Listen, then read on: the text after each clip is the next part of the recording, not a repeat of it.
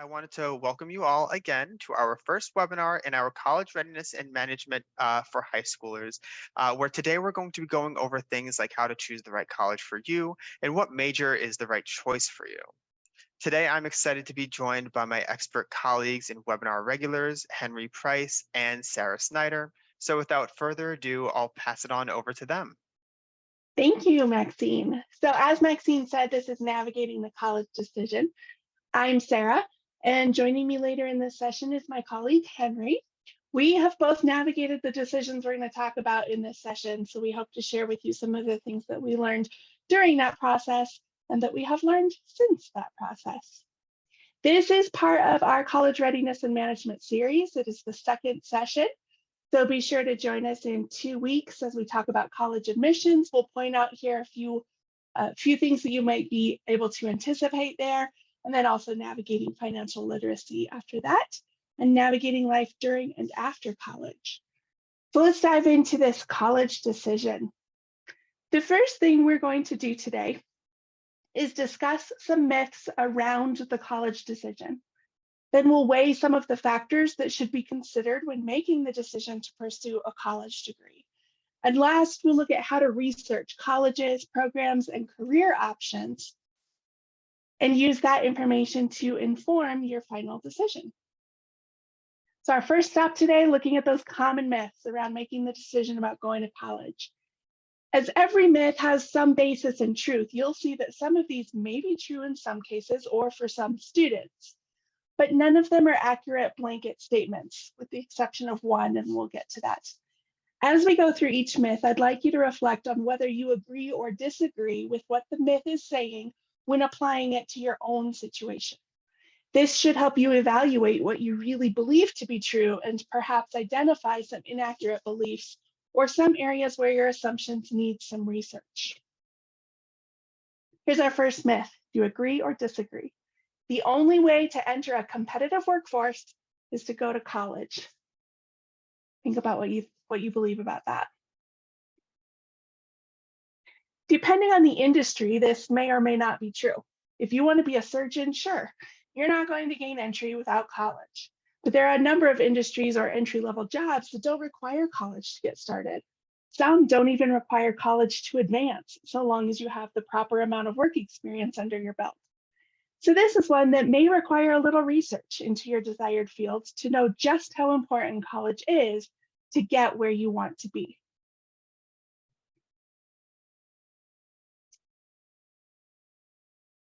Next up, do you agree or disagree? I shouldn't apply to a school I want to attend just because I don't think I'll get in. Someone once told me in the context of inviting someone to join me for an event, for example, if you don't ask, you've made the decision for them. The idea is that I've decided for the other person that the answer is no. You haven't even given them an opportunity to say yes. Sure, it's easier not to invite someone than to risk being rejected and having my feelings hurt, but what about the possibility of a great time and a better friendship that I'm giving up by not even making it an option? I believe the same holds true for college. I'm not the admissions department, so I don't truly know how the decision is made. But one thing is for sure, if I don't apply, I'm not going to get in. Most schools have application fees, so I'm not saying apply everywhere. That's not feasible. But if you have the passion for going to school X for whatever reason, don't let your preconceived ideas about their admissions criteria hold you back from applying. As we look at 3 more myths, we would be remiss to suggest that money isn't a huge part of any college decision, from whether to attend, to where to attend, to whether to change majors down the road. But while these last 3 myths focus on the financial aspect of the college decision, be cautious about letting the financial side be your only deciding factor. So our next one, I don't think I will qualify for financial aid, so I should skip the FAFSA. What do you think? Okay, this is the one that I mentioned earlier that is blanketly false. Here's why. Do you know that the first F in FAFSA stands for free? The FAFSA is a free application. What does it do for you? It makes you eligible for financial aid you wouldn't be eligible for without it. Whether that comes in the form of grants, loans, or scholarships, there's no reason not to fill out the FAFSA. So like I said with the last myth, if you don't even apply for federal student aid, you've made the decision for them. Do you really want to deliberately deprive yourself of the possibility that someone could help cover the cost of your education? 2 weeks from day, we have the next installment of the series, Navigating College Admissions. And the week after that is Navigating Financial Literacy for College. Be sure to tune into both of those sessions to learn more about qualifying for financial aid and the importance of completing the FAFSA regardless of your financial situation. They're going to go into a lot of depth on the financial side of the college decision. Let's look at this myth. Do you agree or disagree? Going to college is impossible because I have to work full-time to afford it. I can speak from personal experience that this doesn't have to be true. I went to college straight out of high school. I worked full-time and I went to school full-time. I worked a weekend graveyard shift at an electronics manufacturing plant Friday through Sunday. Then I went to school Monday through Thursday. Somewhere in all of that, I managed to get my homework done and even meet my husband. So fast forward an undisclosed number of years, and here I am again. I'm working full-time, I'm going to school again, but this time I'm also married with 2 children at home on top of the challenges that I had last time around. How did I and how am I surviving? Well, aside from managing the heck out of my schedule, I recognize that this is temporary. This craziness is not my forever state.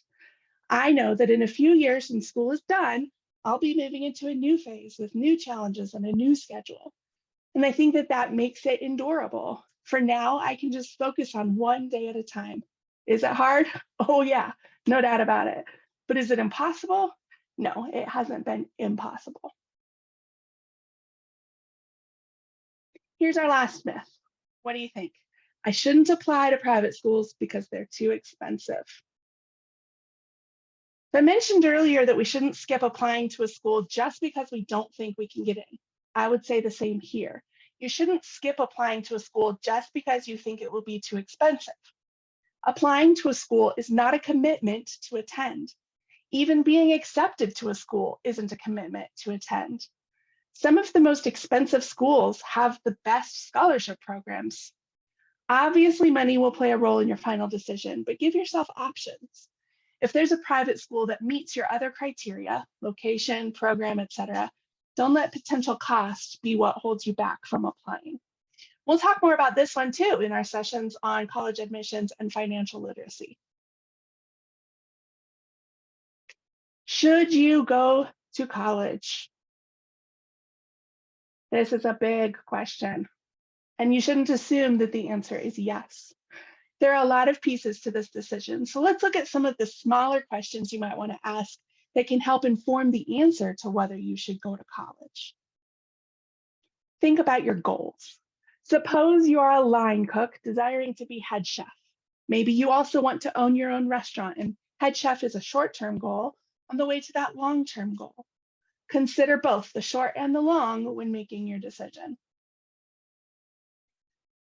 What level of education do employers in your desired field expect to see? Do some research into what education is required for that career or fields that you have in mind.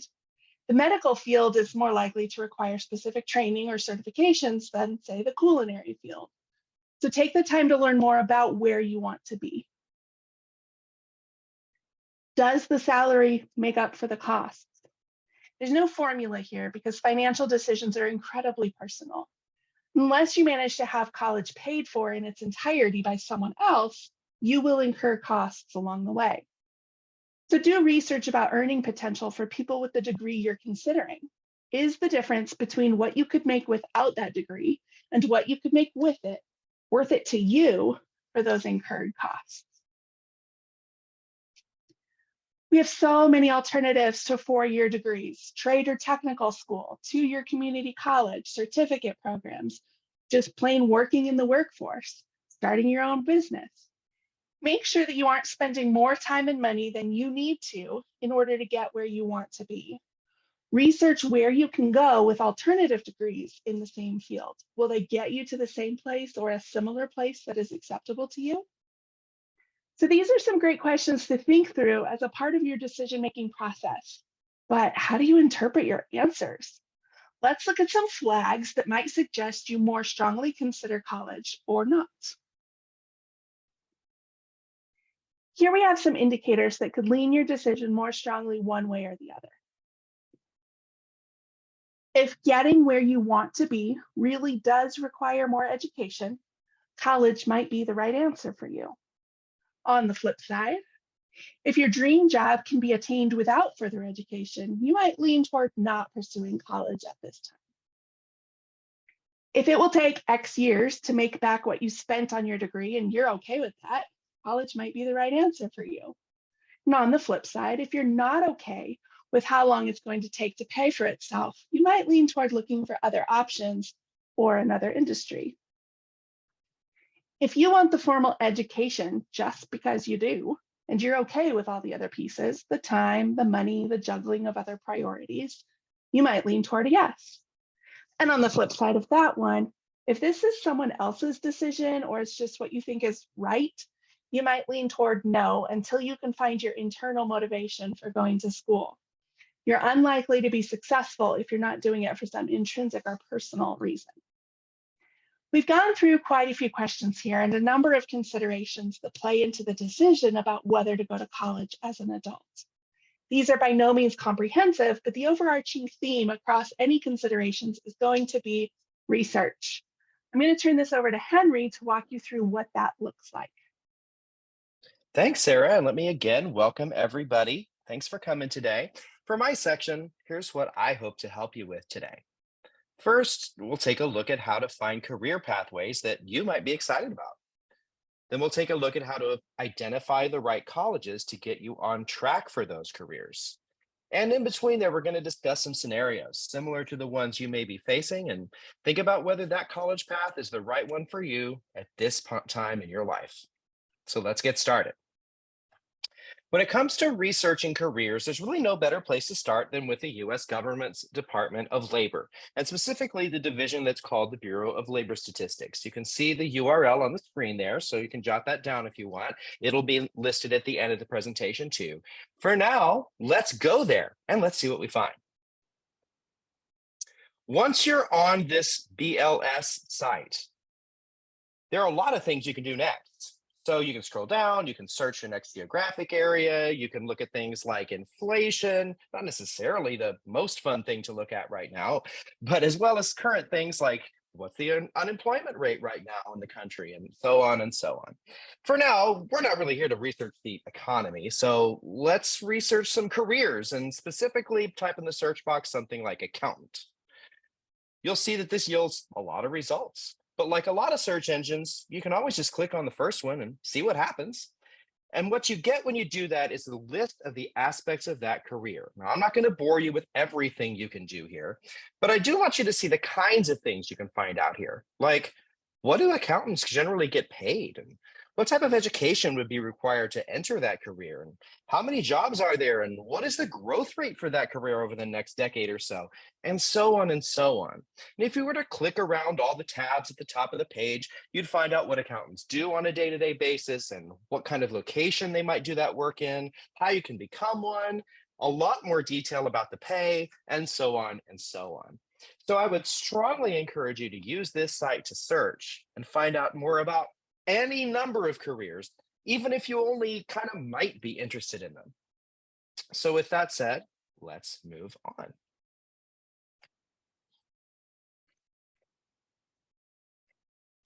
I wanted to take a look at a couple of career paths. One is very technical, and one is more sort of classically going to require some more academic training. So let's look at nursing, for instance. And there are a lot of levels of nurses. So they will require different levels of education and they will have different pay levels. Let's take a look at some. A nursing assistant might be considered the entry-level nursing position. As you can see on the screen, it requires, this is all according to that site we were just looking at, some college. Now, that could mean a certificate, it could mean associate's degree, it could just mean you took the right combination of courses in order to be prepared to do the work. What kind of work do nursing assistants do? Well, they help patients with activities like eating and bathing. They transport patients and clean treatment areas. They might also work in home health care. It's not necessarily at a hospital. The job growth rate over the next 10 years is about average with other careers. So what that means is you're no more or less likely to see an influx of available nursing jobs than you are with the typical, whatever career you might be interested in. The median pay for an entry-level nursing assistant job is about $30,000 to $40,000 a year, a little below the national average for all jobs. But keep in mind, this is an entry-level position, so that's not terribly surprising. Once you've been working in the nursing field for a while, you might find yourself interested in becoming a nurse practitioner. You may feel that way right now. It obviously requires significant additional education. In fact, a master's degree. So rather than just some college coursework, you actually need 2 degrees, a bachelor's degree, which you'll usually get in around 4 years, and a master's degree, which might take you a couple of more years. Those folks who are nurse practitioners do things like serve as primary healthcare providers, order diagnostic tests and lab work, and diagnose and treat common conditions, prescribe medications. In fact, if you've been to the doctor's office recently, and I take my 5-year-old there all the time, nothing wrong with her, just for checkups, we find out that we're actually very rarely seeing the physician whose name is on the outside of the building. We're usually seeing a nurse practitioner, and that's absolutely fine, because that person is completely qualified to take care of most of our everyday needs. The pay for this, as you can see, is double, roughly, on average, what we saw in the entry-level position. So it's a significant jump in pay.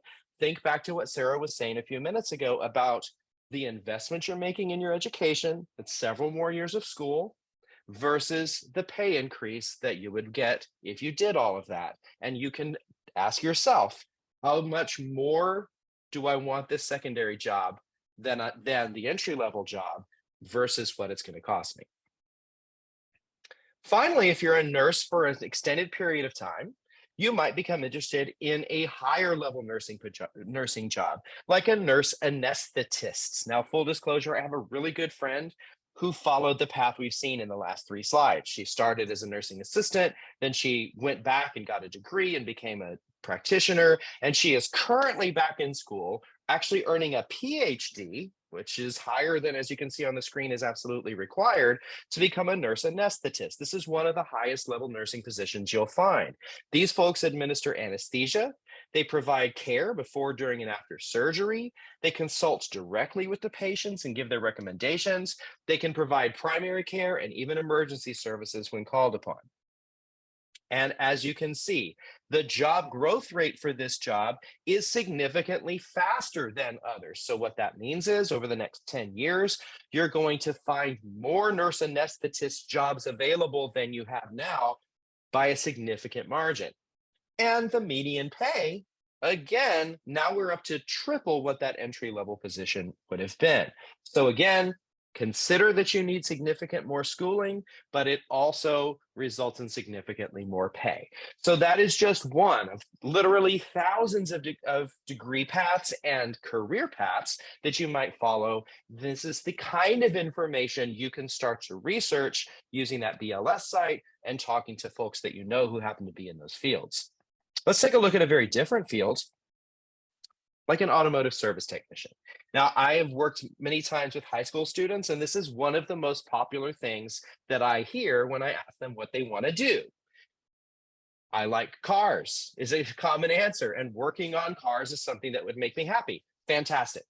So if you're interested in becoming an automotive service technician, according to that government website, you do not need a degree. You do need some sort of certificate and or technical education, which you could acquire possibly from your employer or possibly from a technical school. There are different avenues you could do that. These are the folks who inspect, maintain, and repair cars and light trucks in places like auto dealerships and service stations. The job growth rate for the next 10 years is There's not much change. So entering the workforce today versus entering the workforce in about 10 years, you should see roughly the same amount of jobs available. The median pay is right on the national average for all jobs, about $47,000 for that entry-level automotive service technician job. So it's a pretty good gig if you can get it. Now, what I've always talked to my high school students about when they say something like, I would like to do that, is I'll ask them, is that a 5-year decision or is that a 50-year decision? So over the next 5 years, working on cars sounds pretty cool. When you get to be my age, that might not sound as cool because I don't know how much more of that my body could do. So you have to start asking yourself, is this something I want to do forever? Or is this something I want to do for now? And if it's only for now, what's next? Well, maybe you could become the supervisor at that service station. Those are the kinds of people who are going to manage the shop. And this is, again, at a dealership or a service center. In addition to knowing everything there is to know about cars, which they could get just from their experience. So again, not necessarily looking at a college degree here, but they also need to know how to handle human resources issues, contracts. They need to be really good in working with customers because they're going to handle customer complaints and escalations. They're going to have to deal with how to compensate the people on their team. These are questions that you get answered in school if you do not learn them on the job. So it's not a bad idea to consider going to school and taking some business classes if you're going to do something like this, though it is not always required. The median pay for this job is higher, not double like we saw with nursing, but higher at about $63,000 on average. Note, by the way, with all of the salaries we're looking at, these are 2021 figures. So inflation may have changed some of that. This is the most recent available on the site. And the other thing to note is that this can vary greatly state to state. So your median pay for these jobs in New York City is probably going to be significantly different than your median pay for this in Oklahoma, which is right up the street from me here. I live in Dallas. So these are things to consider as well. Don't take my word for those median pays being what you'll actually sign a contract to get paid. Find out more about what's going on in your area. Now, finally, if you're in this automotive service path, maybe you want to be the big boss. Maybe you want to be the manager of the dealership. In order to do that, it's likely you're going to need some business training in addition to on-the-job training. Most of them are going to be looking for a bachelor's degree or literally maybe decades of experience working in the field. These folks manage the dealership from every perspective: sales, service, parts, finance. They're going to set budgets and compensation rates for everyone on their team. So like when your salesperson sells you your car, the salesperson gets a percentage of that, of the money that you're paying, and the dealership gets a percentage of the money that you're paying, and it's the dealership manager's job to figure out how that works. So this is a big job, and you can see it's paid like it. It's about $100,000 more than the service shop foreman was going to get paid. These people are often visible in the community. If you see those ads for auto dealerships watching TV, these are the people who are in them, right? Because these are the dealership owners and managers who are out there doing the work to drum up business. They may have to manage relationships with national and regional networks of dealers, manufacturers, and things like that. I have a cousin who does this and tells me all about it. This is where I get my information. In addition to the fact that on the BLS site, you will get all of the actual statistics you're looking at. So I wanted you to see two very different job tracks, right? We've got the more sort of traditional, I need a career to move up in the medical field pathway. And then you have this equally traditional, but not so much college necessarily pathway of working in the automotive industry. So you've got a lot of options, and these are two out of the thousands you might consider. As we move on, let's shift from thinking about career paths to thinking about where you might be at right now as a high school student who is soon to graduate. Let's look at a few scenarios. And our first scenario we're going to look at, these are all fictional scenarios, but some of the situations they're in might sound familiar, is a guy we're going to call Damian. He's a senior in high school. He works part-time at a retail store. His pay is decent, but he's not sure about how much growth opportunity there's going to be for him long-term. So he starts asking the people around him and gets some advice. His shift supervisor at the retail store says, stay here and I can get you a full-time gig. You'll be able to support yourself within a year. You can always go to college in a few years if you want to. Damian takes that under advisement and he goes and asks his parents. And his dad says, yeah, maybe you want to stay part-time and not commit that much to this job. Start community colleges classes in the fall. Just keep your options open. If you're not ready to apply for school, that's okay, but take some classes and do some work, best of both worlds. He talks to his mom, and his mom says, at least apply to some four-year schools. And if you get in, rely on a combination of financial aid and part-time work to get you through college. I'm going to give you a second to mull those things over. What I'm not going to do is make you pick, because none of these ideas are necessarily right or wrong for Damian or for you. Did you think of a fourth option? These are the kinds of questions you're likely asking yourselves. And I would advise you to go out and talk to the people around you, see what they think, do the research, help yourself answer these questions because you need these answers before making final decisions. What about Claire? Claire's family faced some hardships during an economic downturn. Again, she's a high school student soon to graduate. She feels that she needs help to help support her parents and siblings by taking a job as soon as she graduates high school. But she does dream of a career in advertising, and she knows her dream jobs will require at least a bachelor's degree.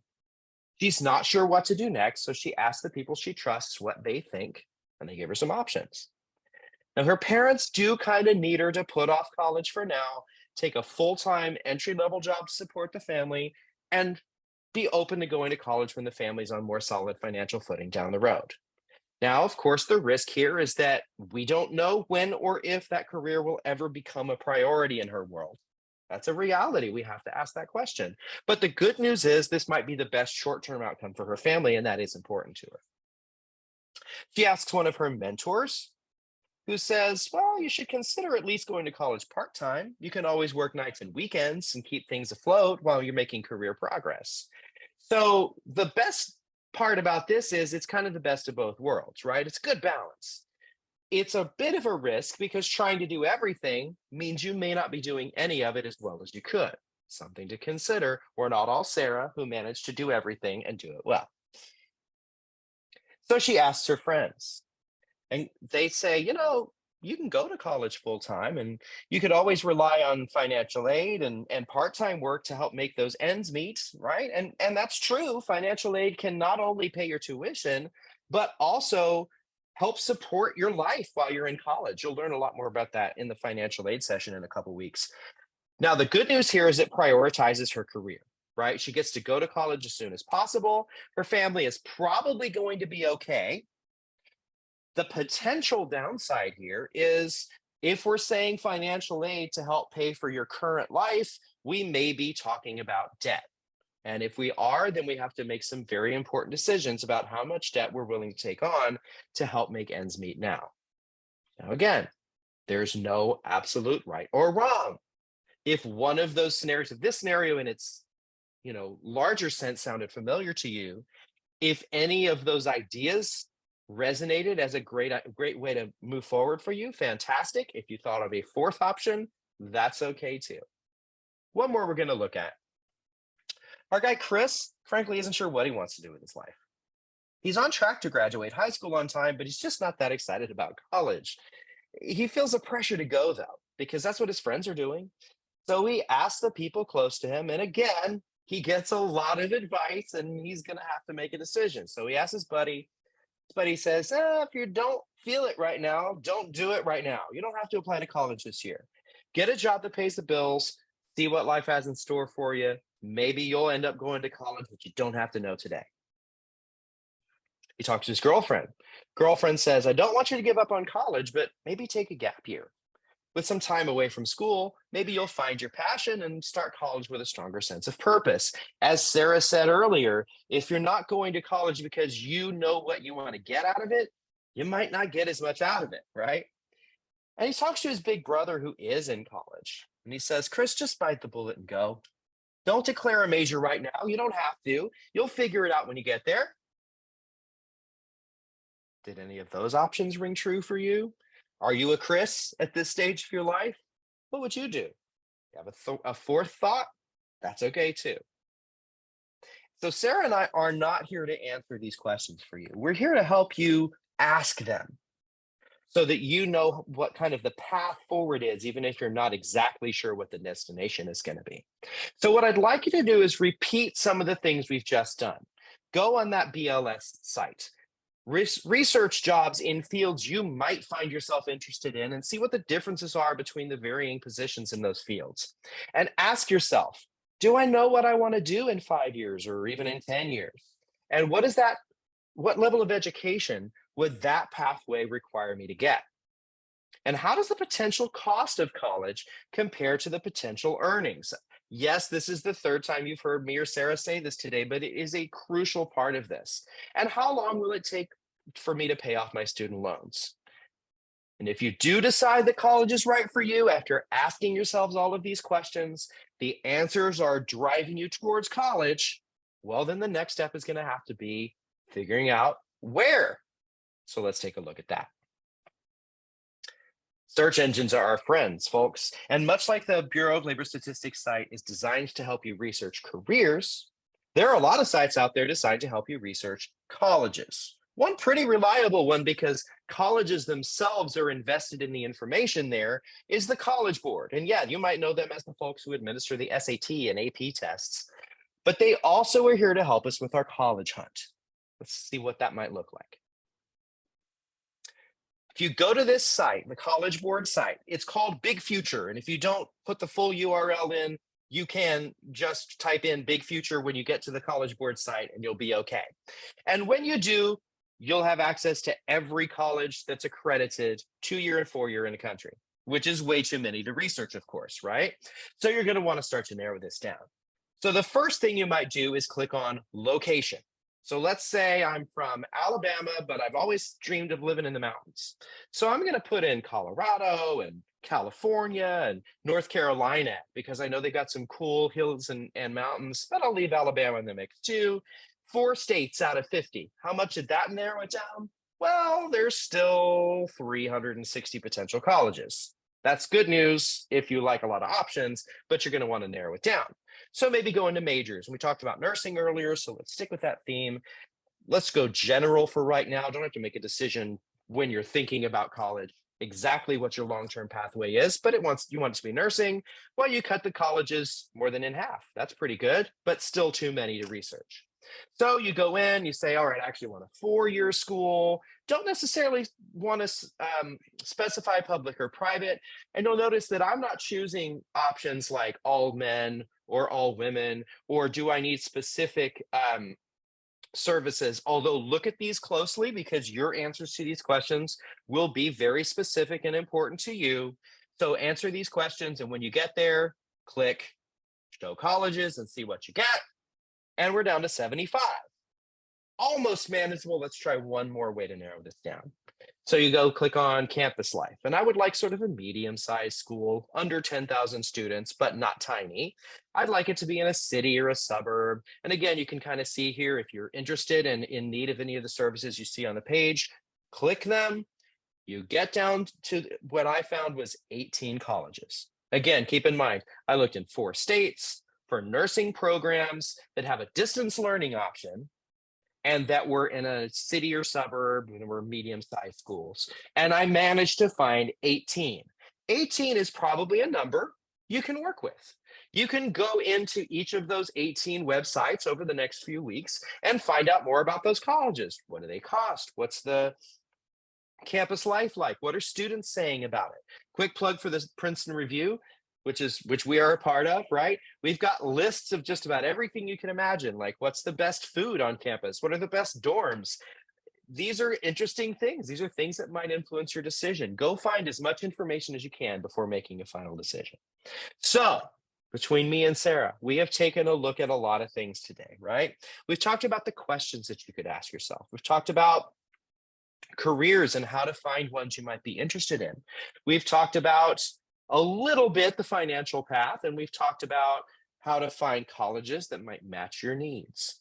That's a lot. But what I hope we've mostly accomplished today is that we've set the stage for you to ask yourself the important questions. Don't put pressure on yourself to know the answer yet. Go find them. Excuse me. Once again, this is part of a series. Here are the final 3 in the series. I'm sorry. I'm going to hand this back over to Maxine to wrap this up. All right, thank you so much. And again, thank you, Henry and Sarah, for the wonderful information that you just went over. Now, before we get over to questions, there are just a couple of things that I wanted to quickly go over. One, as Henry was mentioning, we do still have some webinars coming up. Information about these webinars is going to be included in that follow-up email, so you will be able to sign up for all of those that way.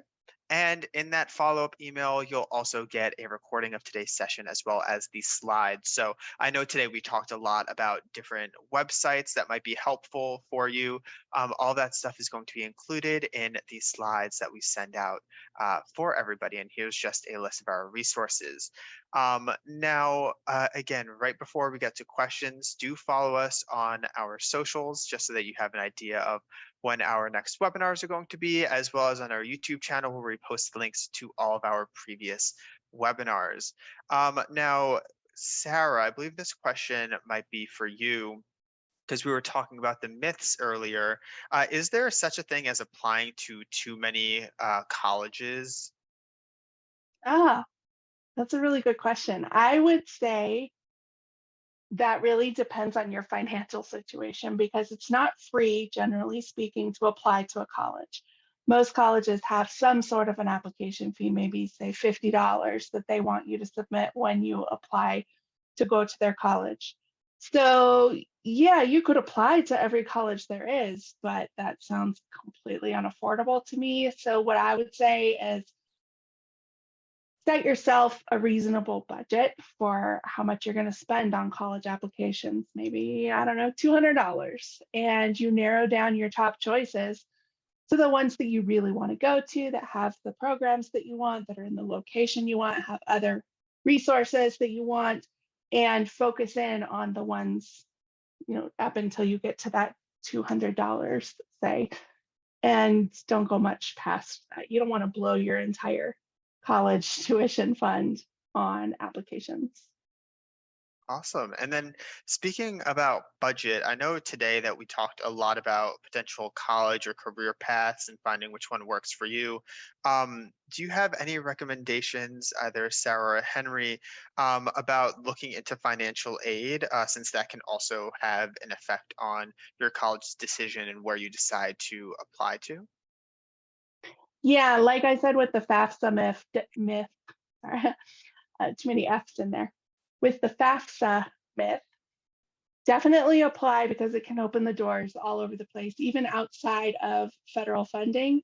Sometimes scholarships require that you complete the FAFSA before they will consider you for granting you a scholarship, even if it's a non-government affiliated scholarship program. But I lost track of what your question was, Maxine. Yeah, no worries. It was just on different resources for looking into Oh, right. other financial aid options. You mentioned FAFSA and kind of some other grants, but just if Right. there was anything else as that can affect the college decision. Yes, thank you. Definitely do your research into what the schools that you're interested in offer. My first year of college, I had a full scholarship just for my freshman year, but that was through the school itself. Other times that I got funding came through loans and things like that. But I think that this question will be really clearly targeted in our next 2 webinars. So I would definitely encourage that. Those are being presented by people other than me who have done a lot more research into the financial side of it. But the one in 2 weeks that talks about admissions will really talk about your options for looking into that. And then the next one after that, financial literacy, gets into the dollars, a lot more detail. Did Yeah, you want to add to that, am Henry? yeah, I am one of the presenters on the college admissions one, and yes, we are going to talk about websites that have good places to look for scholarships. The number one resource for financial aid, of course, is the government. So that FAFSA is your friend. And I do want to note, by the way, there are students who are not eligible for the FAFSA due to their citizenship status. And for those students, there can be additional resources and options available here in Texas. There's something called the TASFA, which is the state level version of that for students who are not eligible for federal aid. So again, with that FAFSA myth, yes, you should do it. If you are not eligible to do it, there are still other things you can do that are comparable. So everyone should do whichever one they are eligible for. Awesome. Thank you both so much. And as Sarah mentioned, we will be kind of talking about this a little bit more in future webinars. So if you're interested to find out some more information about that, feel free to sign up.